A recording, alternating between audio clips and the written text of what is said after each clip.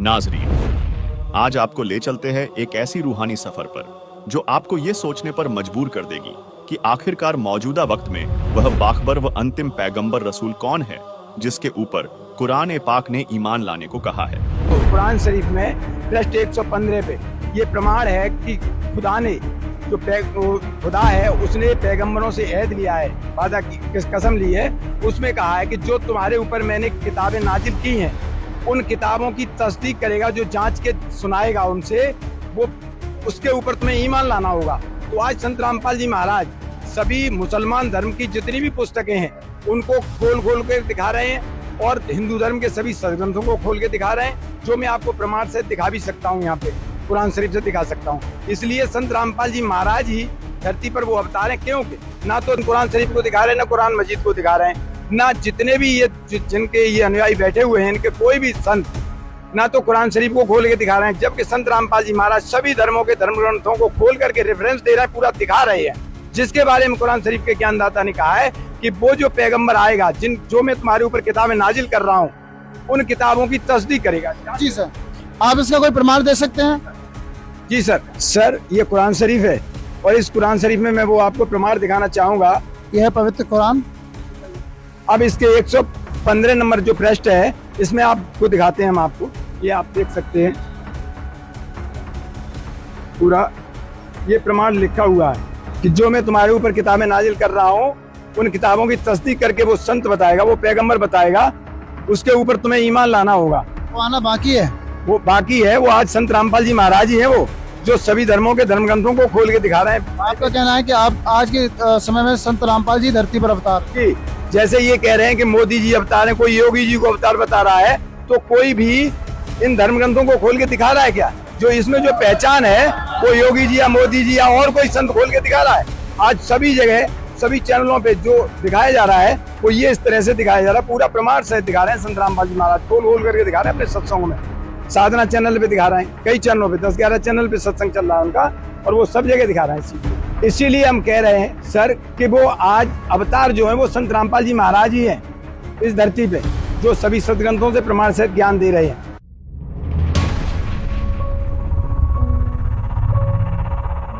Hello नाजरीन, अल Kabir Islamic YouTube channel पर आपका दिल से खुश आमदीद। नाजरीन, बेशक आज के इस जहान में बुराइयां इस कदर फैली हैं कि गोया इंसानियत का चिराग ही बुझ गया हो। इस्लाम जैसे पाक मजहब में भी गोश्त खाना एक आम दस्तूर बन गया है। अगर किसी से पूछें कि आप नॉन वेज यानी गोश्त क्यों खाते हैं, तो वो सीना तान कर कहते हैं कि कुदरती तवाजुन बनाए रखने के लिए। उनका ख्याल है कि गोश्त और अंडा खाना जिस्म की सेहत और माहौल के लिए लाजमी है। मगर याद रखिए, आप चाहे बेजुबान जानवरों के कत्ल का कोई भी बेबुनियाद जवाब पेश करें, इसका अंजाम निहायत खतरनाक है। इंसान को लाजिम है कि वो दीगर मखलूकात पर रहम की नजर रखे। हमारी ग़िज़ा ऐसी होनी चाहिए जो जानवरों की आहों और तकलीफों से पाक हो। आजकल देखिए, गोश्त खाने से इंसान कैंसर, दिल का दौरा, जिगर और गुर्दे की बीमारियों का शिकार हो जाता है। ये सब कुछ इस हकीकत के बावजूद है कि पाक कुरान शरीफ में इन अफ़ाल को जहन्नुम के दरवाजे खोलना करार दिया गया है।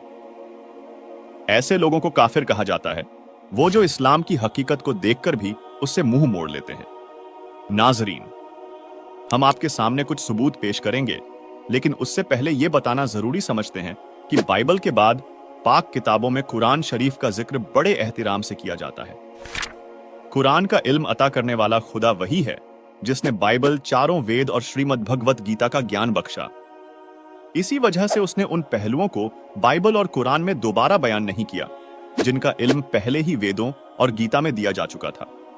बाइबल के जेनेसिस चैप्टर 1 की आयत 29 और 30 में लिखा है कि एक रेशियो 29 में लिखा है, फिर भगवान ने उनसे कहा, सुनो, जितने बीज वाले छोटे छोटे दरख्त सारी जमीन पर हैं और जितने दरख्तों में बीज वाले फल होते हैं वे सब मैंने तुमको दिए हैं, वे तुम्हारे खाने के लिए हैं। एक रेशियो 30 में लिखा है, और जितने जमीन के जानवर, आसमान के परिंदे और जमीन पर रेंगने वाले जीव यानी मखलूक हैं जिनमें जिंदगी के सांस हैं, उन सब के खाने के लिए मैंने सब हरे भरे छोटे दरख्त दिए हैं। और ऐसा ही हो गया। भगवान ने जमीन पर रेंगने वाले तमाम मखलूकात के लिए हरी भरी जड़ी बूटियां फराहम की हैं। यशायाह 11 रेशियो 6 व 9 में भी इस बात को साबित करता है। भेड़िया भेड़ के बच्चे के साथ रहेगा और चीता बकरी के बच्चे के साथ बैठेगा, और बछड़ा, जवान शेर और पाला पोसा हुआ बैल तीनों एक साथ रहेंगे और एक छोटा लड़का उनकी अगुवाई करेगा। यशायाह 11:7 में लिखा है, गाय और रीछनी चरेंगी और उनके बच्चे एक साथ बैठेंगे और शेर बैल की तरह भूसा खाएगा। इससे यह साबित होता है कि अल्लाह ताला ने हरे भरे पौधे तमाम मखलूकात के लिए दस्तयाब कराए हैं। अदन की वाटिका में भी यही बात थी। उत्पत्ति 2:9 में हम देखते हैं कि हर पौधा देखने में दिलचस्प और खाने के लिए बेहतर था। हम देखते हैं कि अल्लाह ने हमारे खाने के लिए फल और पत्तेदार पौधे पैदा किए। उन्होंने गोश्त खाने का हुक्म नहीं दिया है। उत्पत्ति 1:26 में लिखा है, और परमेश्वर ने कहा, हम इंसान को अपने जैसा बनाएं, अपनी बराबरी के मुताबिक, और वे समंदर की मछलियों, आकाश के परिंदों, घरेलू जानवरों और जमीन पर रेंगने वाले सभी जंतुओं यानी मखलूकात पर इख्तियार रखें। यहां हुकूमत या इख्तियार का मतलब न तो उन्हें मारना है और न ही खाना, बल्कि हुकूमत करना और उनकी परवरिश करना है। परमेश्वर ने हमें इंसानों को पूरी जमीन पर इख्तियार दिया है, सब कुछ खाने के लिए नहीं बल्कि उनकी हिफाजत करने के लिए। उन्होंने हमें अपनी पैदाइश के साथ सलूक करने के तरीके के लिए जवाबदेह ठहराया है। जैसे भजन संहिता 147:9 KJV में लिखा है, वह जानवरों को उनका खाना देता है और जब कौवे रोते हैं तो उन्हें भी। उत्पत्ति 2:16 से उत्पत्ति 3:18 में यहोवा ने आदम को बगीचे से कोई भी फल खाने का हुक्म दिया। जब आदम ने भले बुरे के इल्म वाले दरख्त का फल खाया तो उसे सजा दी गई कि अब उसे खाना मेहनत करके हासिल करना होगा। रोमियो 14:20-21 में की हिकमत पर गौर फरमाइए। बेहतर यह है कि न गोश्त छुएं, न शराब की तरफ हाथ बढ़ाएं, न कोई ऐसा फेल करें जिससे आपका भाई ठोकर खाए या कमजोर पड़ जाए। इसका मतलब साफ है, खाने की खातिर खुदा के काम को तबाह न करें। हर गिज़ा पाक है, मगर वो खाना हराम है जिससे किसी और को तकलीफ पहुंचे। बेहतर है कि ऐसा कुछ न करें जिससे आपके भाई बहनों को ठेस लगे। गोश्तखोर अक्सर उत्पत्ति 9:3 का हवाला देते हैं, जहां खुदावंद ने नूह से फरमाया, हर चलने वाला जानदार तुम्हारा खाना होगा, जैसे सब्ज पौधे, ये सब मैंने तुम्हें अता किए हैं। लेकिन उन्हें उत्पत्ति 9:4 की तंबीह भी याद रखनी चाहिए, मगर गोश्त को उसके खून के साथ हरगिज न खाना। दरअसल यहोवा ने कभी कुर्बानी का हुक्म नहीं दिया। यशायाह 1:11 में खुदा फरमाता है, तुम्हारी कसीर कुर्बानियां मेरे किस काम की?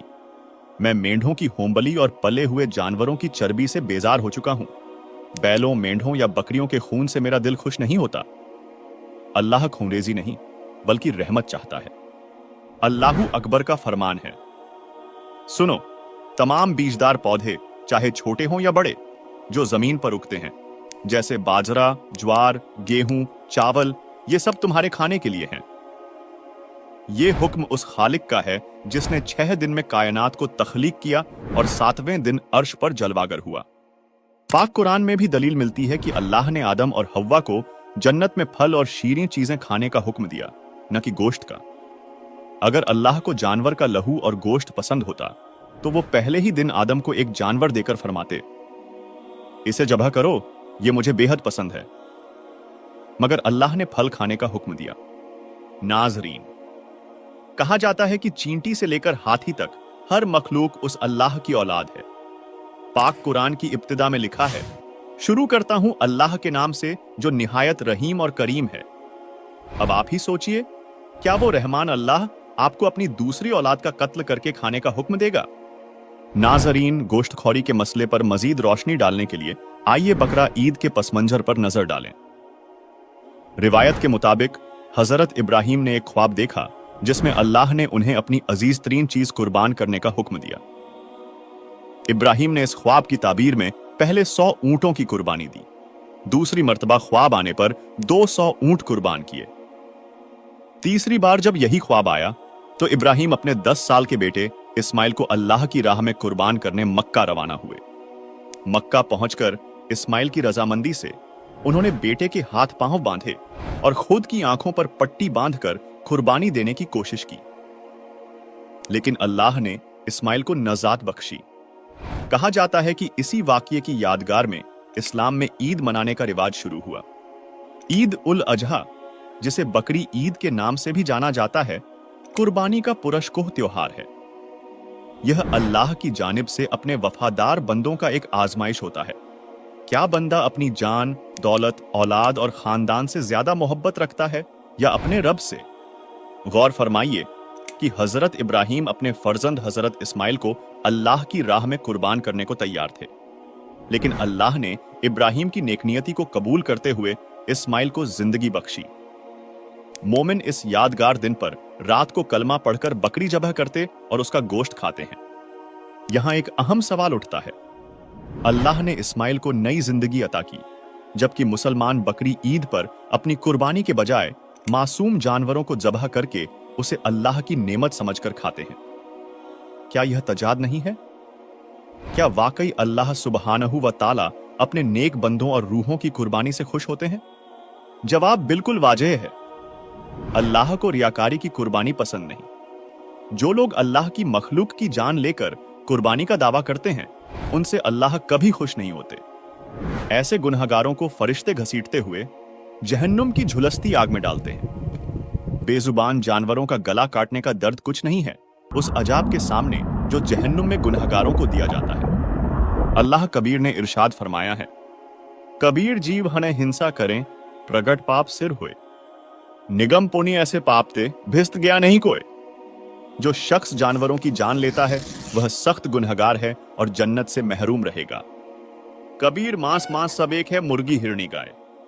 आंखी देखी नर खात है ते नर नरक ही जाए। गोश्त चाहे किसी भी जानवर का हो, जो इसे खाता है वह जहन्नुम का हकदार बनता है। अल्लाह कबीर ने इस्लाम मजहब के काजियों और मौलवियों को समझाया करते थे, ऐ काजी और मौलवी, तुम गाय को ज़बह करके बड़े गुनाह के मुर्तकिब हो रहे हो। बकरे और मुर्गियों को ज़बह करना भी सख्त गुनाह है। गाय की कुर्बानी से अल्लाह खुश नहीं बल्कि रंजीदा होता है। तुमने किसके हुक्म से गाय को ज़बह किया है? सुन काजी राजी नहीं, पाप कर्म से खुदाए। गरीब दास किस हुक्म से पकड़ी पछाड़ी गाय। गऊ हमारी माता है, पीवत जिसका दूध। गरीब दास काजी कुटिल, कत्ल किया औजूद। गऊ अपनी अम्मा है, तापर छुरी नबाह। गरीब दास घृत दूध कूं, सभी आत्म खाए। ऐसा खाना खाइए, माता क्या नहीं पीर।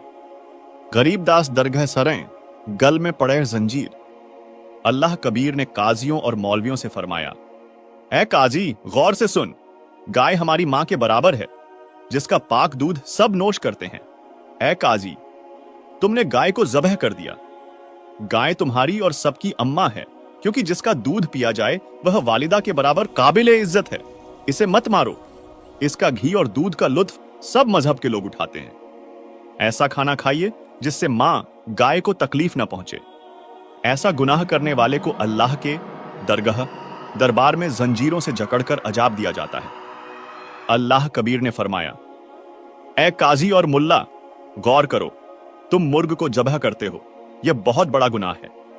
आने वाले किसी जन्म में मुर्ग काजी बनेगा, काजी मुर्ग बनेगा, तब वह मुर्ग की रूह तुझे सजा देगी।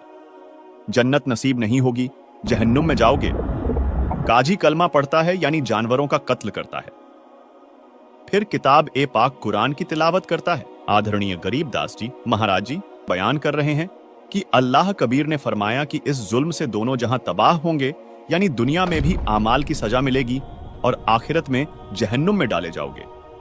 यहां अल्लाह कबीर ने फिर इरशाद फरमाया, रोजा बांग नमाज दई रे, बिस्मिल की नहीं बात कही रे। मतलब बिस्मिल यानी जानवरों की कुर्बानी वाले कलमा ए पाक में कहीं भी जानवरों की कुर्बानी देने का जिक्र नहीं है। हमें इंसानी लिबास बड़ी मुश्किल से हासिल हुआ है, इसे नेकी करके और बाखबर की बताई गई हकीकी इबादत करके गुजारना चाहिए और उस मुकद्दस मकाम पर जाने के लिए कोशिश में रहना चाहिए जो जन्नत से भी खूबसूरत और लाजवाल है। जहां जाने के लिए असल कुर्बानी देनी होती है। वह अल्लाह ने हजरत इब्राहिम से जो कुर्बानी मांगी थी वह उनकी खुद को कुर्बान करने की थी, न कि जानवरों को। इसका मतलब यह हुआ कि हमें खुदा को राजी करना है, उसे हासिल करना है तो हमें खुदा की राह में खुद को फना कर देना है। यानी हमें अपने सुकून और आराम को भुलाकर खुदा की इबादत और इंसानियत की खिदमत में पूरी तरह मशगूल हो जाना चाहिए। आदरणीय गरीब दास जी देहात छुड़ानी जिला झज्जर वाले ने अपनी मुकद्दस वाणी में भी वाजह किया है कि हजरत मोहम्मद सल्लल्लाहु अलैहि वसल्लम और उनके 1,80,000 पैरोकारों ने अपनी जिंदगी में कभी गोश्त नहीं खाया, न ही किसी गाय को बिस्मिल किया। गरीब नबी मोहम्मद नमस्कार है, राम रसूल कहाया। 1,80,000 कूं सौगंध जिन नहीं कर्द चलाया। अर्श कुर्स पर अल्लाह तख्त है, खालिक बिन नहीं खाली। वे पैगंबर पाक पुरुष थे, साहिब के अब्दाली। गरीबदास जी ने बयान किया है कि नबी मोहम्मद तो अल्लाह के नेक रसूल थे, उनके 1,80,000 पैरोकार हुए हैं। मैं गरीबदास कसम खाता हूं कि उनके 1,80,000 पैरोकारों ने और हजरत मोहम्मद सल्लल्लाहु अलैहि वसल्लम ने कभी किसी जानवर पर करद यानी चाकू नहीं चलाया, यानी कभी भी जानवर कुशी नहीं की और गोश्त नहीं खाया।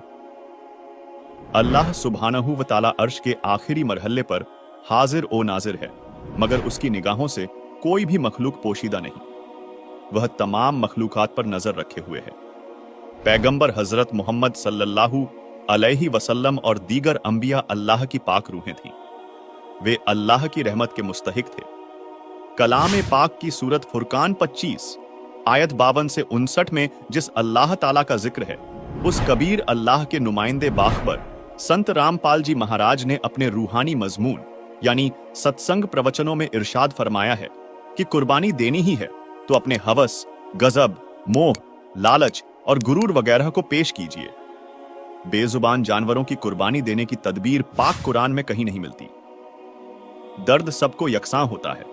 जिस लम्हा बकरी को मुल्ला या काजी हलाल करता है, वह बेजुबान जानवर आंखों में अश्क भरकर मियां मियां करके समझाना चाहता है, ऐ मुल्ला या काजी, मुझे मारकर तू गुनहगार मत बन। जब अल्लाह पाक की बारगाह में हिसाब होगा, उस वक्त तुझे बहुत रंजो तकलीफ उठानी पड़ेगी। नाजरीन, अल्लाह पाक के इस तशरीह को समझने के लिए आइए आपको सदना कसाई की दास्तान से रूबरू करवाते हैं। सदना एक बड़े कसाई का खादिम था। रोजाना 2 से 10 तक बकरे बकरी, गाय भैंसे को हलाल करता था। उसी से जिंदगी बसर हो रही थी। एक रोज खुद अल्लाह कबीर एक मुसलमान फकीर जिंदा बाबा के हयात में सदना कसाई से रूबरू हुए। उसको हकीकी इबादत का इल्म बख्शा, जानवर कुशी से होने वाले गुनाह से आगाह कराया। तमाम इल्म पाकर सदना कसाई ने दीक्षा यानी तकमील हासिल करने की ख्वाहिश जाहिर की। अल्लाह जिंदा ने फरमाया कि पहले इस कसाई के काम से बाज आ जाओ, तब दीक्षा दूंगा। मगर सदना के सामने अपने गुजारे की जहमत थी, लिहाजा जिंदा बाबा ने सदना को जानवर कशी कम करने का मशवरा दिया।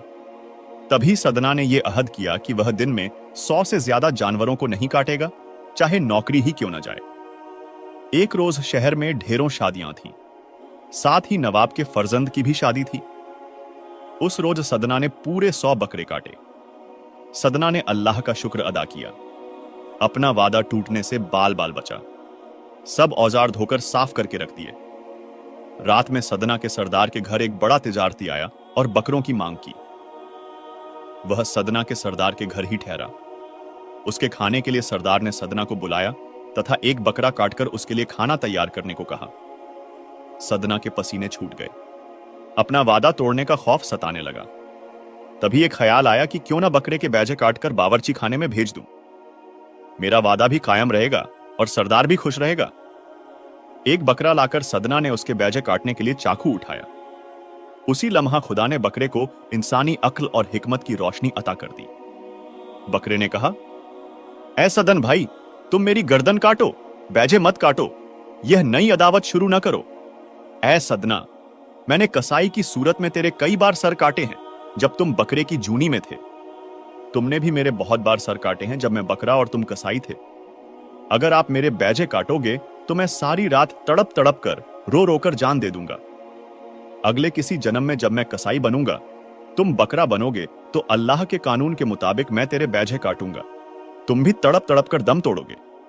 इसीलिए यह नई अदावत शुरू ना करो। मेरी गर्दन काटकर अपना बदला ले लो। यहां हमें अपने किए हर एक अमल का हिसाब देना पड़ता है, चाहे इसके लिए कितने जन्म लेने पड़े। सदना ने बकरा नहीं काटा और औजार रख दिए। नाजरीन, आइए अब आपको इस विषय पर बाखबर संत रामपाल जी महाराज जी के इल्म से वाकिफ करवाते हैं।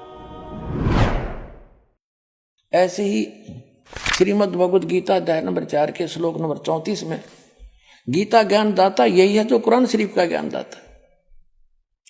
वो कह रहा है कि वो तत्व ज्ञान के अंदर उस पूर्ण परमात्मा की कंप्लीट जानकारी है, पूर्ण जानकारी है। उस तत्व ज्ञान को किसी तत्वदर्शी संतों के पास जाकर पूछ। गीता ज्ञानदाता कहता मैं नहीं जानता। यजुर्वेद अध्याय नंबर 40 के मंत्र नंबर 10 में भी स्पष्ट कर दिया है, वही वेद ज्ञानदाता भी वही है जो कुरान शरीफ का ज्ञानदाता है। वो कहता है कि परमात्मा को कोई तो शंभुआत्मा ने जन्म लेकर रामकृष्ण के रूप में अवतार धार के आना मानते हैं, कुछ उसको वो जन्म नहीं लेता जन्मा मानते हैं। इसकी यथार्थ जानकारी वो कैसा है भगवान, वो धीरा नाम देंगे, तत्वदर्शी संत देंगे, उनसे पूछो। ऐसे कुरान शरीफ में आगे दिखाता हूं अभी आपको। तो वो तत्वदर्शी संत, वो तत्व ज्ञान वो परमात्मा ही बताकर जाता है या फिर अपना नबी भेजता है। वो नबी ये दास है, अंतिम नबी, अंतिम पैगंबर, अंतिम उस परमात्मा का भेजा हुआ उनका दास, और पूरे विश्व का कल्याण होगा, मान जाएंगे दास की बात।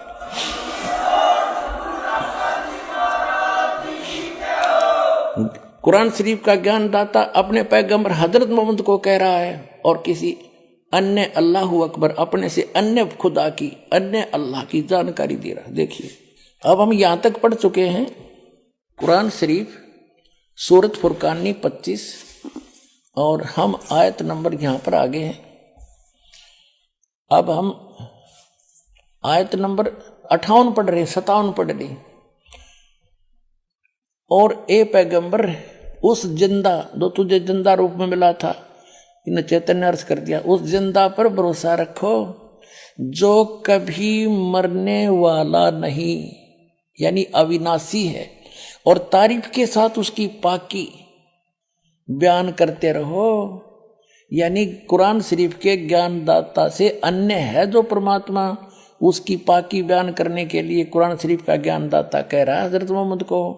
और अपने बंदों के गुनाहों से वह काफी खबरदार है।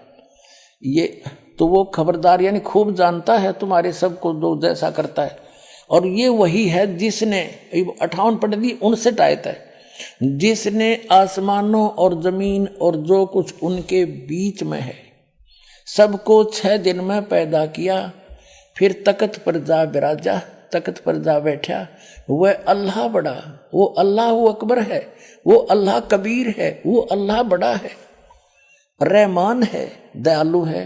तो उसकी खबर किसी बाखबर यानी इल्म वाले से, तत्वदर्शी संत से पूछ देखो। कुरान शरीफ का ज्ञानदाता यहां इसने स्पष्ट कर दिया है कि मैं नहीं जानता उस अल्लाह अकबर बड़े भगवान, उस महान परमात्मा की, कंप्लीट गॉड की, ग्रेट गॉड की जानकारी मुझे नहीं है। वो तत्वदर्शी संत से पूछ लो। इससे कुरान शरीफ का सारा ज्ञान समझ में आ जाता है कि जो इसने अपने सत्र का ज्ञान दिया है उसमें चाहे इसने मांस खाना लिख रखे हो, चाहे कुछ भी खाना बता दिया हो, ये अल्लाह अकबर का आदेश नहीं है, ये तो कुरान शरीफ के ज्ञानदाता का आदेश है। इसका पालन करने से परमात्मा का, अल्लाह अकबर का विधान टूटता है, क्योंकि उस अल्लाह अकबर ने तौरेत नामक पुस्तक के उत्पत्ति ग्रंथ में स्पष्ट कर दिया, 6 दिन में जिसने सृष्टि रची उसमें आदेश दे दिया है कि कोई भी प्राणी, ना मनुष्य ना अन्य प्राणी, जैसे पृथ्वी पर रेंगने वाले चौपाए पशु, जलचर, हवा में उड़ने वाले, ये कोई मांस नहीं खाएगा। थोड़ी सी झलक दिखाता हूं। पुण्यात्माओं,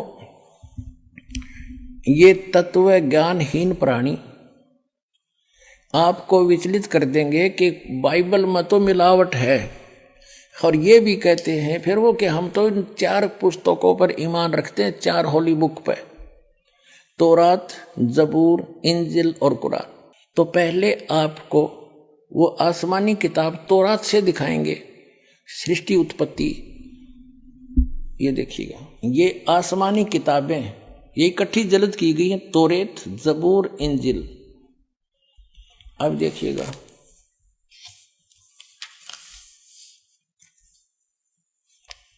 और ये यहां से छपी है बेंगलोर से।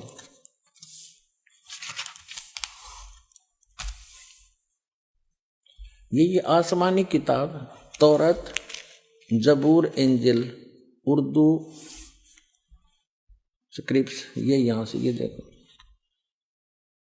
Copyright notice published by BSI 206 Mahatma Gandhi road Bangalore से, brilliant printers private limited Bangalore 94 की। ये 3 किताबें हैं, ये अलग अलग। कुरान शरीफ अलग है, इनसे न्यारी है। इसमें अब हम तौरात के अंदर दिखाते हैं, इसमें उत्पत्ति पैदाइश दिखाते हैं। ये देखो, ये है पैदाइश 1:1:24 प्रश्न नंबर 2 पे। यहां है खिलकत का जिक्र। खिलकत, खुदा ने इत्बिदा और जमीन और आसमान को पैदा किया। जमीन वीरान और सुनसान थी, गौरवों के ऊपर अंधेरा था। ऐसे ये पहला दिन हुआ, सांझ हुई, शाम हुई, सुबह हुई। पहला दिन हुआ, शाम हुई, सुबह हुई, दूसरा दिन। दो रचना करते हैं हम, अपने स्थान अपने उस पर आएंगे। ये फिर चौथा दिन हुआ, ये दूसरा दिन हुआ, ये तीसरा दिन हुआ, और फिर ये चौथा दिन हुआ, और फिर ये 5वां दिन हुआ। अब हम 6ठे दिन पर आते हैं। ये तीसरा पृष्ठ है, ये तौरात का। अब 26 में कहा कि फिर खुदा ने कहा हम इंसान को, यानी 5 दिन में जो सृष्टि रची वो कर दी। 6ठे दिन फिर खुदा ने कहा कि हम इंसान को अपनी सूरत पर अपनी सभी की मानिद बनाएं, और वे समुद्र की मछलियों और आसमान के परिंदों और चौपायों और तमाम जमीन पर और सब जानवरों पर जो जमीन पर रेंगते हैं इख्तियार रखे। उनसे समझदार हो। खाना नहीं लिखा है इसमें, आगे देखो। और खुदा ने इंसान को अपनी सूरत पर पैदा किया, अपने जैसा उत्पन्न किया, जैसा खुदा है। मनुष्य भी, खुदा भी मनुष्य जैसा हुआ। खुदा की सूरत पर उसको पैदा किया, नर और नारी करके उसने उनको पैदा किया। और खुदा ने उनको बरकत दी और कहा फूलो और बढ़ो और जमीन में मासूर हो, महकूम करो, और समुद्र की मछलियों और हवा के परिंदों और कुल जानवरों पर जो जमीन पर रेंगते हैं इख्तियार रखो। आगे लिखा कि और खुदा ने कहा कि देखो मैं तमाम रूए जमीन की कुल बीजदार सब्जी और हर दरख्त जिसमें उसका बीजदार फल हो तुमको देता हूँ, ये तुम्हारे खाने को हैं। और जमीन के कुल जानवरों के लिए, हवा के कुल परिंदों के लिए, और उन सब के लिए जो जमीन पर रेंगने वाले हैं, जिनमें जिंदगी का दम है, कुल हरी बूटियां खाने को देता हूं। और ऐसा ही हो गया। अपने आत्मा स्पष्ट कर दिया कि न तो किसी पशु को, ना पक्षी को, ना जलचर को, ना मनुष्य को उस अल्लाह ताला का आदेश नहीं है मांस खाने का। उन्होंने स्पष्ट कर दिया कि ये हरी सब्जी घास फूस दे रखा है तुम्हारे को। और फिर आगे देखो, और ऐसा ही होगा। और खुदा ने सब पर जो उसने बनाया था नजर की और देखा तो बहुत अच्छा है। और शाम हुई, सुबह हुई, और फिर 6ठा दिन हो गया। फिर उसके बाद आसमान और जमीन उनके कुल लश्कर का बनाना खत्म हुआ। और खुदा ने अपने काम को जिसे वो करता था 7वें दिन पूरा खत्म किया, और अपने सारे काम से जिसे वो कर रहा था 7वें दिन फारिग हुआ। और खुदा ने 7वें दिन को बरकत दी और उसे मुकद्दस ठहराया, क्योंकि उसमें खुदा सारी कायनात से जिसे उसने पैदा किया, बनाया और फारिग हुआ। अब इसको पवित्र बाइबल में दिखाता हूँ एज इट इज, ना तो ये आपको बरगला देंगे आपको, ये नकली अटपट करने वाले मारे सट्टे ने हो गए। हमने बहुत अच्छी तरह तालमे इल्म हूँ मैं, ये कहते हैं जो इनके पढ़ने वाले विद्वान, और का पता नहीं इनको। ये देखिएगा, ये पवित्र बाइबल है, संपूर्ण जीवन अध्ययन बाइबल। ये कहां से छपा ये देख लीजिएगा। ये देखिएगा, journal editor Dawn and C Stamps MDV, associate editor ये J Jawali, Wesley Adams PhD, Life Publishers International, Springfield, Missouri, USA, printed in India. अब ये वही है सारा कुछ, और ये सारा दिखा दूं, पढ़ लो तुम। अब इसके हम इस पे आते हैं उत्पत्ति पर। देखिएगा, ये उत्पत्ति जिसको अंग्रेजी में इन्होंने कहा है जेनेसिस 1 प्रश्न नंबर 4 पे। आदि में यानी प्रारंभ में परमेश्वर ने आकाश और पृथ्वी की सृष्टि की। पृथ्वी बेडौल और सुनसान पड़ी थी। यह इस पर पहला दिन हुआ। फिर परमेश्वर ने जो कहा, जल के बीच एक ऐसा अंतर हो कि जल दो भाग हो जाए, सारा कुछ क्या। सांझ हुई, भोर हुई, फिर दूसरा दिन हो गया, फिर सांझ हुई, भोर हुई, तीसरा दिन हो गया। हमने अपने मतलब की बात लेनी, ये चौथा दिन हो गया। सांझ हुई, भोर हुई, फिर चौथा दिन हो गया। अब हम ये 5वां दिन हो गया, प्रश्न नंबर 5 पर आ गए हम। ये सांझ हुई, भोर हुई, 5वां दिन हो गया। अब छठे दिन ये आ गया, छठा दिन। ये छठे दिन में चल पड़ा।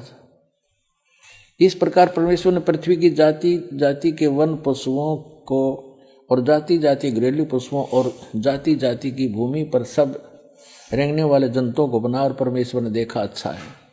फिर परमेश्वर ने कहा कि हम मनुष्य को, उन सब पशु पक्षियों को बनाकर, फिर हम मनुष्य को अपने स्वरूप के अनुसार बनाएं, अपनी समानता में बनाएं, और वे समुद्र की मछलियों और आकाश के पक्षियों और घरेलू पशुओं और सारी पृथ्वी पर सब रेंगने वालों जंतुओं पर जो पृथ्वी पर रेंगते अधिकार रखें। इनसे समझदार हो, जैसे भैंस, गाय, बैल, इनको हमने अपने काम के लिए प्रयोग कर लिया। इनको खाना नहीं, सताना नहीं, इनको जैसे गाय भैंस आपने रखी, उसको पहले पेट भरते हो, चराते हो, उसको नहवाते हो, धोआते हो, प्यार से रखते हो, जब वो दूध देती है।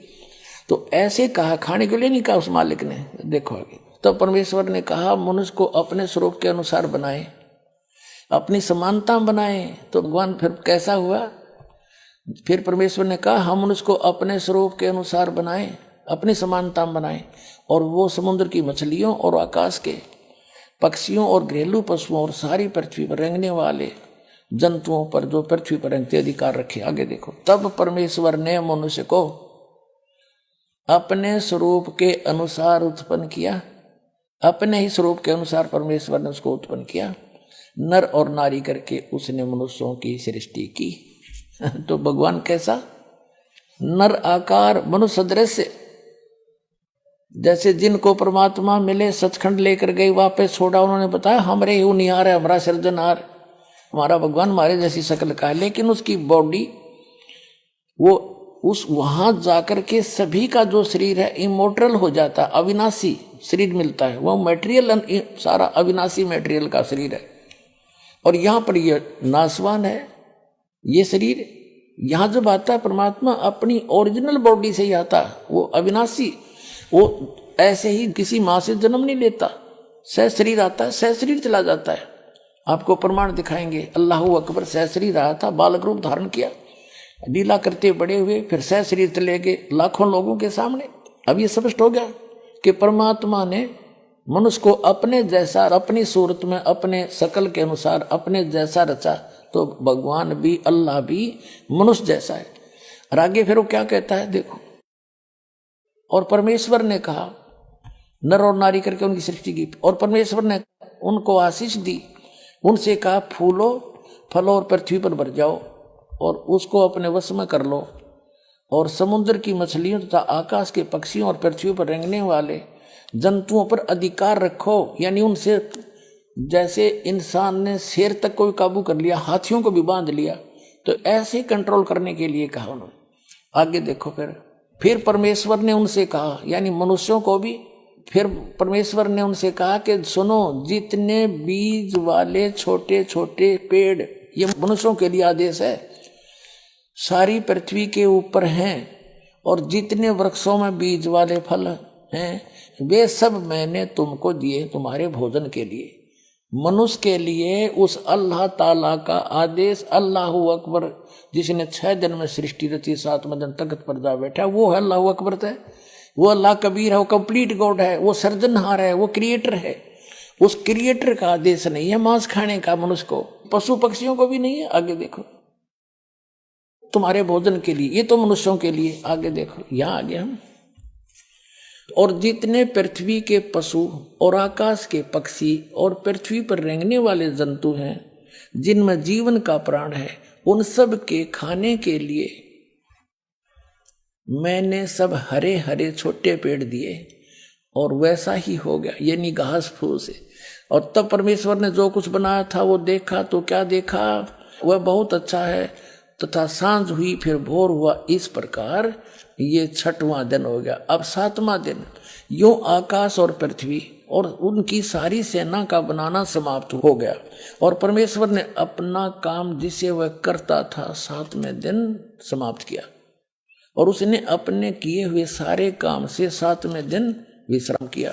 और परमेश्वर ने 7वें दिन को आशीष दी और पवित्र ठहराया, क्योंकि उसमें उसने सृष्टि की रचना के अपने सारे काम से विश्राम लिया। ठीक नाजरीन, अब देखते हैं उन मुस्लिम भक्तों का अनुभव जो कि बाखबर संत रामपाल जी महाराज की शरण में आए और उनके द्वारा बताई गई सच्चे कबीर खुदा की इबादत ग्रहण करके अपने दुखों से निजात पाया और मुस्लिम मजहब में चल रही गलत इबादत का खंडन किया। इन्होंने यह साबित किया कि बाखबर संत रामपाल जी महाराज जी धर्म परिवर्तन की नहीं कहते, केवल दीक्षा लेकर उसी मजहब में रहकर अपना कल्याण करवाने का निर्देश देते हैं। बस उनके बताए हुए इबादत को ठीक से समझने की जरूरत है। नाजरीन, नमस्कार। सतलोक आश्रम बैतूल में जहां पर आप देख रहे हैं 3 दिवसीय विशाल समागम मनाया जा रहा है, जहां पर कहना चाहिए संत रामपाल जी महाराज जी के श्रद्धालु लगातार आ रहे हैं और जा रहे हैं। तो इसी समागम के उपलक्ष्य में कुछ श्रद्धालु हमारे पास खड़े हुए हैं, आइए जानते हैं उनके विचार। नमस्कार सर। नमस्ते। नमस्ते सर, क्या नाम है आपका? मेरा नाम असदुल्ला शाह है जी। तो आप कहाँ से आए हैं सर? औरंगाबाद महाराष्ट्र से आऊँ जी। तो आप औरंगाबाद महाराष्ट्र से आए हुए हैं, तो ऐसा क्या लगा जो आप यहाँ संत रामपाल जी महाराज जी के सतलोक आश्रम बैतूल में आ गए? तो 30 जून को मैं अपने हमारे औरंगाबाद सिटी की जो MIDC है जी, वहाँ पे मैं रिक्शा चलाता, तो वहाँ रुके वाला था। तो हमारे लखुजी जादव जो है और तुपे सर है, तो मेरे को वहाँ से उनके जो नामदान सेंटर है ना वहाँ पे लेके आए। तो बोले अरे अकेले जा रहे, बोले मैं तुमको लेके छोड़ता, महिला तुम अच्छे काम को जा रहे ना, तो मैं तुम्हारा छोड़ता, मेरे को उसमें कुछ दिक्कत नहीं। तो मैं वहाँ से इस तुम्हारे MIDC से वहाँ पे उनको नामदान सेंटर पे पैटर्न गेट पे लेके गया। फिर वो बोले अरे मैं बोला तो मेरे को ऐसे काम की ज़रूरत है जो काम मैं चाह रहा था पहले से, तो मेरे को फिर बता दो कौन सा काम है। तो बोले ये सच्ची भगवान का है, रामपाल जी महाराज का काम है, ये काम सेम आया। फिर तुम्हें को क्या करना पड़ेगा? तो ऐसा क्या लगा जो आप कहना चाहिए कि हिंदू संत की शरण में आ गए? नहीं, हिंदू का शरण ही नहीं है, पूरे आलम के बादशाह का शरण ही है। हम ये हिंदू मुस्लिम सिख ईसाई में इसमें बटे गए वाले, तो हमको इसमें से निकालने के वास्ते रामपाल जी महाराज ने ये रास्ता बताया वाला हक है और सच रास्ता है। इसके ऊपर हमको 100% चलना है, 100%। और कामयाबी भी है और कामयाबी मिलेंगी भी, क्या दोनों जहां में कामयाबी मिलेंगे, दुनिया में मिलेंगे और आखिरत में मिलेंगी। ये काम हमारे को जो बताया गया है इस पे हमको करना है। हम करेंगे तो दुनिया वाले भी है ना, फिर ऑटोमेटिक है ना, बोलने की ज़्यादा जरूरत नहीं रहेंगे। फिर पुस्तक सेवा है, जैसा सत्संग है, ये पूरा मैं जब से अभी कल 7 तारीख को मुझे 2 महीने होते, तो मैं जैसा बता रहे ना वैसा मैं कर रहा। तो मेरे को इसमें ना सुकून, चैन, राहत और मेरे को जो परमात्मा मिलना है, मिलने का था, तो परमात्मा से मेरी मुलाकात भी हो गई। क्या डायरेक्ट हो गई? कैसा है, तो मैंने वो मेरी रिक्शा खराब हो गई थी, तो मेरे को वो टेप सुनता था मैं, क्या उसमें खवाले भी सुनता था, बयान भी सुनता था, नात भी सुनता था। उसमें क्या होगा मैं रामपाल जी महाराज की जो नाम दीक्षा लेने के बाद वो तावीज़ भी दिए, तो मैंने क्या बोला यार गंदा हो जाएगा, मैंने क्या करा झाड़ के ऊपर लिया के रखा उसको। और दूसरे दिन मेरे ख्वाब में आके बोले यार हमको तुमने असदुल्ला साहब बोले तुमने यहाँ छोड़ के गए, बोले आके लेके जाओ। उस दिन शाम में इतनी तूफान बारिश थी, बहुत तूफान बारिश थी, पूरा झाड़ भी गिला होगा, झाड़ के अंदर जो ये था ना डोंगा, उसमें पानी जमा हुआ। वहाँ जाके देखा मैं जैसे सूखा, एकदम सूखा, जरा सा भी भिगाने कुछ नहीं। उसी टाइम में वहाँ तुअर का खेत था, उसमें जाके मैंने शाम में रखा और दंडवत करा उनको। क्या उसी दिन से मेरे दिल दिमाग में जो गंदगी थी दुनिया की निकल गई उस दिन। क्या तो अब चैन, सुकून, राहत मिल रहा। फिर मैं बैतूल में आया, तो मेरे को फिर भी बंदी छोड़ रामपाल जी महाराज जी के। तो ये मेरी यही नीयत है कि पूरी दुनिया के लोग जो है ना हमारे करने से नहीं आएंगे। हमारा काम जो बता रहे रामपाल जी महाराज, हमारी पुस्तक सेवा है, ये सत्संग है, उनको भी सुनाना है। हमने भी अमल उस पर 100% करना है, नहीं तो उनको सुना रहे हम नहीं करे तो हम घाटे में रहेंगे, वो फायदे में रहेंगे। ये काम है ना पूरे आलम का है, ये ऐसा नहीं कि वो जात का है, ये भेद का है, इसका है, कुछ भी नहीं ना, इंसानियत का काम है। और इंसान बन के काम सबको दिलाया वाला है, तो ये घर घर जाके करना है। और ये काम जो करेंगे उसको दुनिया का भी लाभ होगा और आखिरत का भी लाभ होगा। हमने काम करना है। तो ऐसा क्या लगा जो आप कहना चाहिए कि संत रामपाल जी महाराज जी की शरण में आ गए? आप तो मुसलमान हो और मुसलमान कहना चाहिए धर्म के कट्टर होते हैं, कहना चाहिए एक अल्लाह की इबादत करते हैं और इस अल्लाह के सिवा किसी को नहीं मानते। तो ऐसा आपको क्या लगा कि आप कहना चाहिए संत रामपाल जी महाराज जी को गुरु बना लिए? तो ये क्यों गुरु बनाए कि उन्होंने अल्लाह बाखबर है, अल्लाह एक है और कबीर अल्लाह है, वो अल्लाह की ही दावत दे रहे और वही सच्ची है और हक पे है, उनकी मानना है और सबको मना के चलना है कि रामपाल जी महाराज जो आखिरी नबी है, इसके बाद कोई आने वाला नहीं और कोई भी दुनिया के अंदर जो चीजें बताने वाला है सब अलग अलग बताएंगे, दुनिया के लाइन से बताएंगे। ये फेल है। ये जो रामपाल जी महाराज का जो काम है 100% का सही है क्या, उससे मेरा यकीन भी है, मेरे फैमिली का भी यकीन है, पूरे मेरे बस्ती वाले का भी यकीन, मेरे परमात्मा बनेंगे। मैं यहाँ से जाने के बाद 100% काम करने वाला है और करते आया। मैं पहले से भी जैसे मेरी 10-11 साल की उम्र थी तो मैंने अच्छे लोगों से, जैसे मौलाना है, मुफ्ती है, आलिम है, महाराज लोग आए, ऐसा बोलते ना पाखंडी लोग आए, इनके साथ मैंने कीर्तन भी करा, भजन भी करा। मैं खुद 2-2 घंटे ऐसा स्टेज पे जाके कीर्तन करता था, पूरे मावली की कीर्तन करता था, हर साथ के साथ रहा। पर सुकून दिल जो है ना, मेरे रामपाल जी महाराज के चरणों में आने से मुझे सुकून मिल गया। रामपाल जी महाराज की क्या जय हो, रामपाल जी की महाराज की जय हो। तो आप जो हमने ये भी सुना है कि बाखबर कहना चाहिए, कुरान में बताया गया है कि बाखबर जो संत होगा वो बताएगा, तो क्या बाखबर संत कौन है? खबर जो है तो हमारे रामपाल जी महाराज है, उनको खबर दिलाने वाले मेरे कबीर अल्लाह है। उनको पूरा हक है, पूरा हक जो रामपाल जी महाराज को जो दिया परमेश्वर ने, तो वो सही है और उसके बातों पे चलना जरूरी है। जो चलेगा उसका फायदा होगा। फायदा इसके लिए होगा कि वो सतलोक में जाने का उसको रास्ता बता देंगे क्या, इसके अलावा कोई सतलोक में जाने का रास्ता नहीं बताएंगा, यहीं जल के कट के यहीं मर जाएंगे, क्या फायदा कुछ भी नहीं होगा। तो संत रामपाल जी महाराज जी हिंदू संत है, वो कैसे मुसलमानों के बारे में बता सकते हैं? अरे सब वो हिंदू संत नहीं, सबके है वो। हम बता रहे ये हिंदू है, ये हिंदू नहीं है, ये अल्लाह का नबी पैगंबर है। कौन? रामपाल जी महाराज जो है ना, अल्लाह के बंदे है, लाडले नबी है। इसके बाद जो नबूवत का दरवाजा जो नबी के ऊपर बंद होगा, इनको खोल दिए। जैसा बाद में बोलते हैं नबी का दरवाजा जो बंद करे वो बंद करे, वो गए, मगर अब ये जिंदा नबी है और इनके बाद में अल्लाह ने वो जो चीजें रखे ना मान के चलने की, वो सुनना भी है और चलना भी है। इसके आगे मेरा कुछ भी नहीं। मेरे को सुकून मिल गया कि पूरी दुनिया को भी सुकून भी मिलना और सतलोक में जाने का रास्ता यही है, इसके अलावा रास्ता कोई भी नहीं। तो यहाँ पर आप बैतूल आश्रम में आए, यहाँ पर व्यवस्थाएं और यहाँ पर लोगों का व्यवहार आपको कैसा लगा? यहाँ का जो व्यवहार जो है ना, एकदम भाईचारा व्यवहार है, मिलजुल के व्यवहार है और मोहब्बत वाला व्यवहार है। इसकी जैसा बता रहे ना कि बाहर बताते अलग सोचते अलग बताते, ऐसा कुछ भी नहीं ना। सबको लेके चलने का रास्ता बताते, सबको नजदीक लेने का, सबको साथ चलने का रास्ता यही लोग बताते। मगर बाहर कोई मानता नहीं, तो ये एक दिन है ना 100% मानेंगे और यहाँ रामपाल जी महाराज के चरणों में आके होता।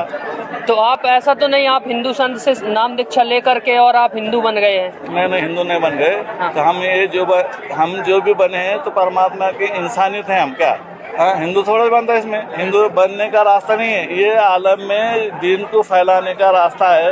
ये ऐसा बताया है कि जो रामपाल जी महाराज बता रहे ना कि पूरे आलम में घर घर में काने कोपरे में जहाँ भी इंसानियत है, वहाँ तक मेरे लाए वाला जो दीन भगवान ने दिया वाला अल कबीर अल्लाह ने, तो ये फैल जाए क्या और इसमें सब एक सतह पे आ जाए, इसमें जात भेद का कोई संबंध नहीं। रामपाल जी महाराज का रास्ता है। जैसा कि आपने बताया कि आखिरी नबी है, तो वो आखिरी नबी कौन है? आखिरी नबी मेरे रामपाल जी महाराज है।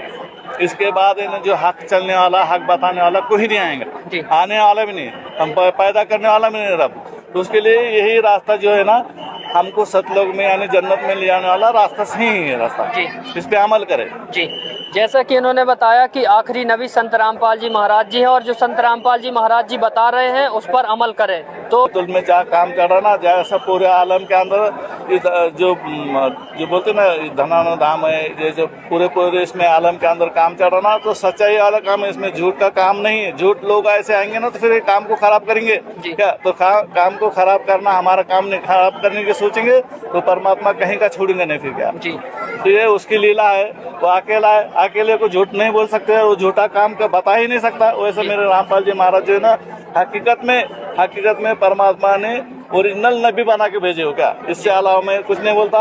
मेरे जो बोला मैंने सच बोला, गलत नहीं बोला। अब कोई बोलेगा गवाही बताओ, कोई कहाँ लिखे वाला बताओ, पूरा कुरान में हदीस में रामपाल जी महाराज को बताया वही सच्चे है और हक है। क्या संत रामपाल जी महाराज जी ने लिखा था उसमें कि वो अल्लाह, जिसने लिखा सूरत फुरकानी 25 के 58-59 में लिखा है कि वो अल्लाह कबीर है। तो मैंने उसमें जब मिलाया ना कुरान शरीफ में कि ये कुरान मजीद है ही, तो मैंने पढ़ा तो उसमें स्पष्ट लिखा था वो अल्लाह जिसने 6 दिन में दुनिया बनाई और 7वें दिन तखत पे विराजा, वो अल्लाह कबीर है। उसकी खबर किसी बाखबर से पूछो।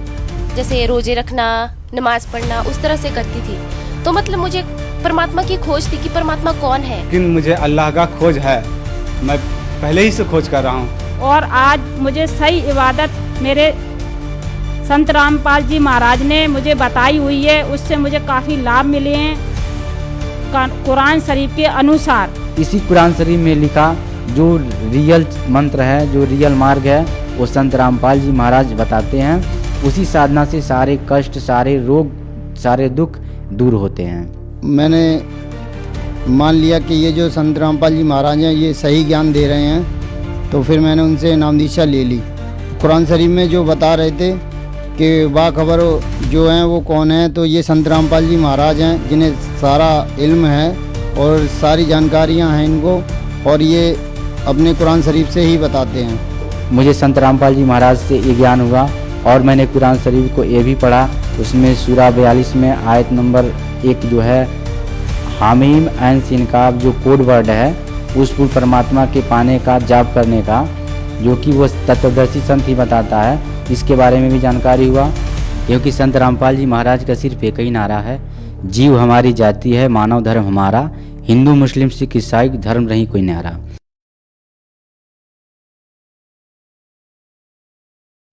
नाजरीन, हमारा मकसद आपको किसी प्रकार से परेशान करने का नहीं है, लेकिन सच्चाई से रूबरू करवाना जरूरी है।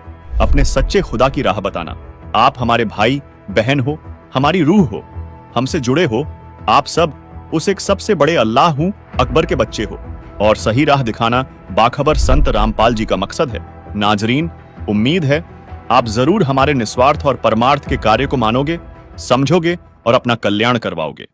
नाजरीन, अगर आपको अभी भी कोई शंका है या आप हमसे सवाल पूछना चाहते हैं तो नीचे दिए गए कमेंट बॉक्स में अपना सवाल लिख दीजिए। हमारी टीम आपके सवाल का जवाब जरूर देगी। अगर आप अपनी शंकाओं के समाधान के लिए हमसे सीधे बात करना चाहते हैं तो इन फोन नंबरों पर हमें फोन कर सकते हैं। नाजरीन, अगर आपको इस्लाम मजहब और कुरान पाक की आयतों की सही तर्जुमानी को अच्छी तरह से और सरल भाषा में जानना है तो इस पाक किताब मुसलमान नहीं समझे ज्ञान कुरान में सभी शंकाएं समूल समाप्त की गई हैं। कृपया दिल थामकर धैर्य के साथ पढ़ोगे तो दांतों तले उंगली दबाते रह जाओगे। लेखक बाखबर संत रामपाल जी महाराज ने इस पुस्तक को यथार्थ संपूर्ण अध्यात्म ज्ञान से प्रमाणों सहित लिखा है। अगर आप इस पुस्तक को मंगवाना चाहते हो तो निम्न फोन नंबरों पर हमें अपना नाम, पूरा पता भेजें। आपको मुसलमान नहीं समझे ज्ञान कुरान किताब आपके घर तक फ्री में पहुंचाई जाएगी।